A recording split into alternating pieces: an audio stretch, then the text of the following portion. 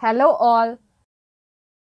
In this video we'll see about the historical background of Indian Penal Code and the constituent elements of crime, that is the fundamental principle of criminal liability.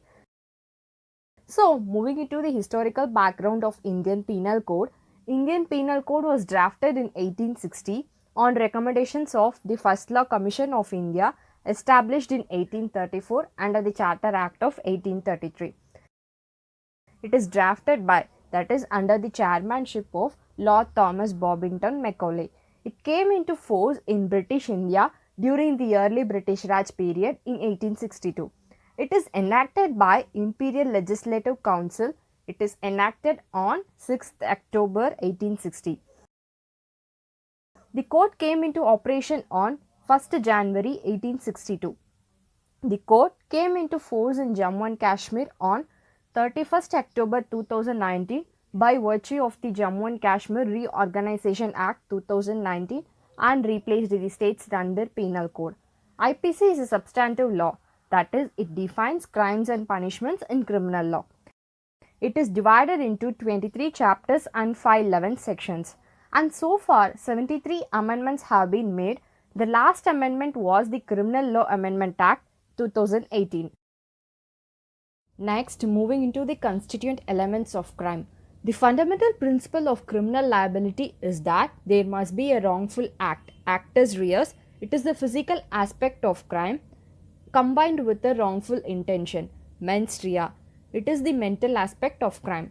This principle is embodied in the maxim actus non facit reum nisi mensit rea, meaning an act does not make one guilty unless the mind is also legally blameworthy. To illustrate this, let us take an instance of A firing a gun to kill B. While shooting, A holds the gun, places his finger on the trigger and pulls the trigger, as a consequence of which bullet leaves the gun, entering B's body and thereby caused the death of B. Here, the intention to cause the death is called the mens rea and the death which has occurred is the actus reus. The foremost essential condition is that the act must be voluntary and conscious. Here, in the earlier case, A pulling the trigger of a gun, as a result of which a bullet is lodged in B's body, causing his death. A is guilty only if the act of pulling the trigger was a voluntary and conscious act. If the gun had been triggered by mistake or accidentally, then it is not an offense and A is not guilty of murder. Actus reus caused not only any positive act but a negative act also, that is, an act of omission. Example, refusal of mother to feed a baby, and this attracts liability only when a person is under duties to act, that is, under relationship, contracts, or imposed by statutes. And other concomitant circumstances are the act must be the one prohibited by law, the act should result in harm, the act to be direct cause of harm. The word voluntarily is defined under section 39.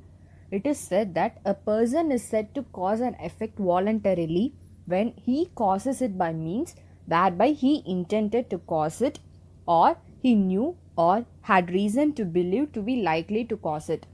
We'll get to know this section by a small illustration. Suppose if A sets a fire by night to an house in a large town for the purpose of facilitating a robbery at that night. Suppose if that fire causes the death of other persons.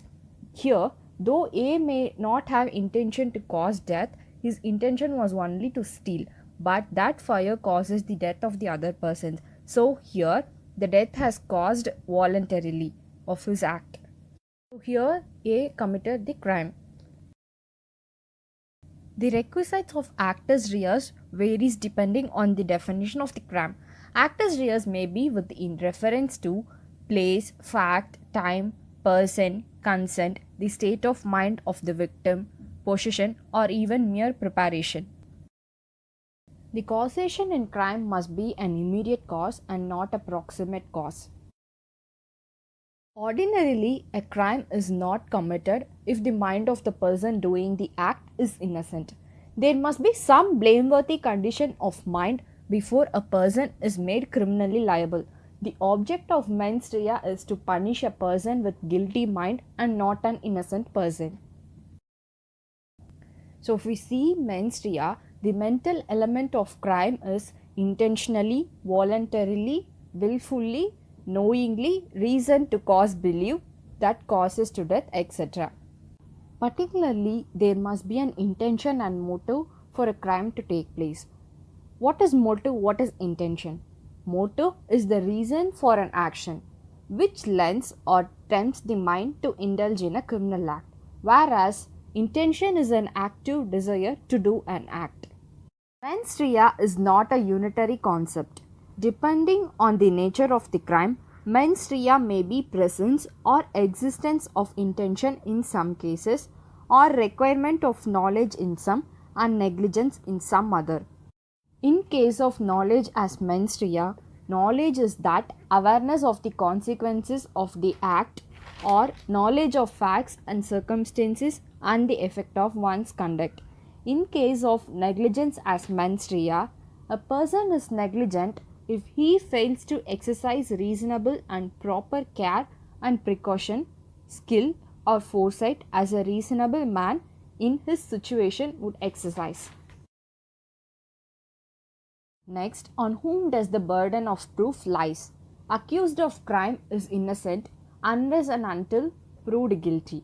The burden of proving the guilt of the accused rests solely and entirely on the prosecution. An accused person cannot be asked to prove his innocence.